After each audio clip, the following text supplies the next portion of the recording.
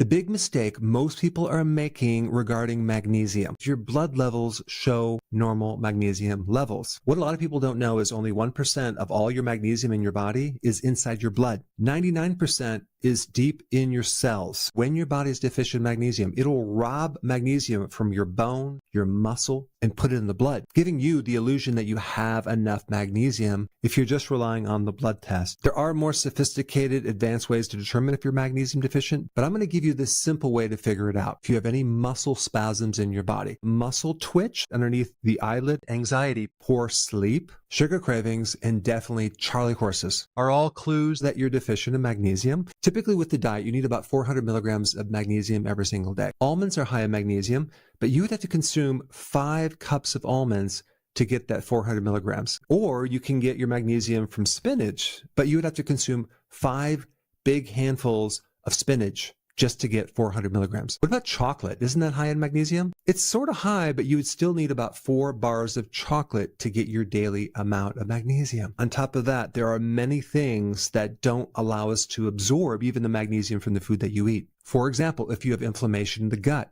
that's going to greatly reduce your absorption rates by up to 60 to 70%. Grains in your diet, refined foods like refined sugar, starches, that's depleting your magnesium. And then other things will deplete your magnesium like alcohol, caffeine, and also many medications. And of course, the top-selling magnesium products are not the best ones to take because not only do they create diarrhea, because they're a laxative, but you really don't absorb much. Like with magnesium oxide, you only absorb like 3 to 4%. The one I would recommend is magnesium glycinate because that's the one that you absorb 80% and it doesn't create a laxative effect. And the glycinate part of it will help you sleep. Magnesium is one of the master controllers over calcium. You see, calcium has other purposes other than just making your bones strong. Calcium is also used in the body as the main communication signal between cells. And far too often we accumulate too much calcium inside the cell. And if there's too much calcium in the cell, those calcium crystals start damaging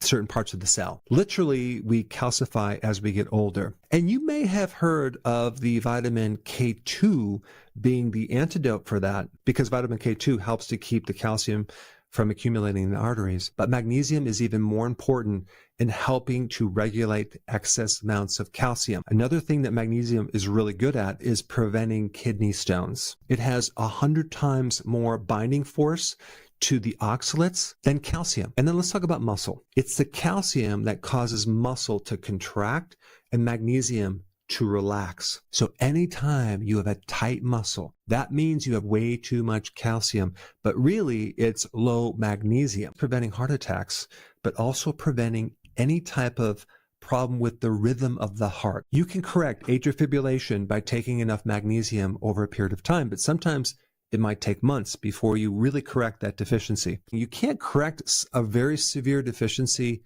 of magnesium by just taking the maintenance dose. Sometimes you have to increase it to 1,000 to 1,500 or more milligrams every single day over a period of months. And this also includes dealing with things like migraine headaches, pain problems like fibromyalgia or pain syndromes. They require a lot more magnesium. And also mood disorders, people that are depressed or even have diabetes. Magnesium greatly helps blood sugar. It's probably because of the demand that a high blood sugar situation creates on magnesium. It depletes magnesium. So the requirement of magnesium, it's much higher for a diabetic. Now let's get to the 3 secrets. Number 1 is we used to get a lot of our magnesium from hard water, whether it's from a spring, a well, and then we decided to filter the water like in city water or send the water through a water softener, which actually removes the calcium and magnesium and replaces it with sodium and potassium to make the water less corrosive on the piping and less harsh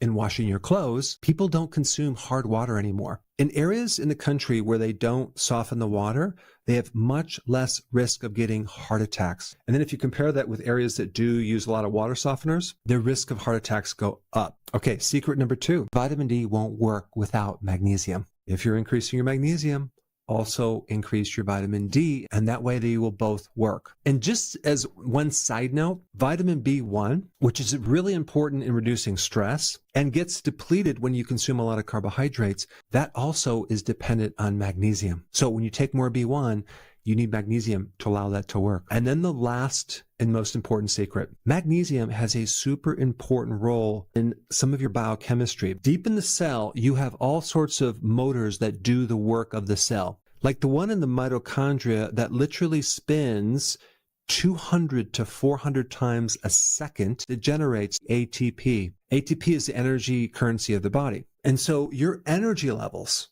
your fatigue is related to how much magnesium you have. So yes, magnesium helps lower cortisol, it helps you sleep, but it also gives you energy. And if you have any type of fatigue, it could be because you're deficient in magnesium. And because magnesium is so important, if you have not watched my other video on magnesium, I'll put it up right here. Check it out.